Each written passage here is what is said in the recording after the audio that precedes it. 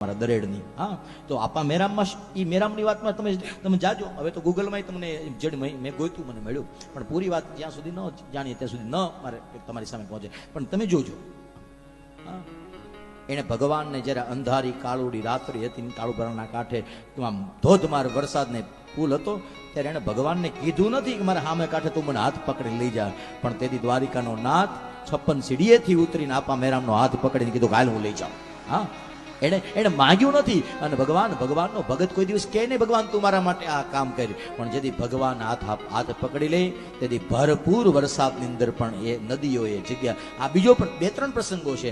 એમાં એક પ્રસંગ યમુનાજી કાળી રાતડીના દિવસે રસ્તો આપે છે, અને યમુનાજી ને મથુરા તો આપણે બહુ આઘું છે, એટલે દરેડ નજીક થાય, એટલે આપણે આપણું જે હોય એ વળગાડી રખાય. અને એટલા માટે એક રસ્તો જ્યારે વાસુદેવ ભગવાનને લઈને જતા હતા ત્યારે દરેક ત્યાં કર્યો તો યમુનાજીની કિનારે. પણ એક વખત તમારી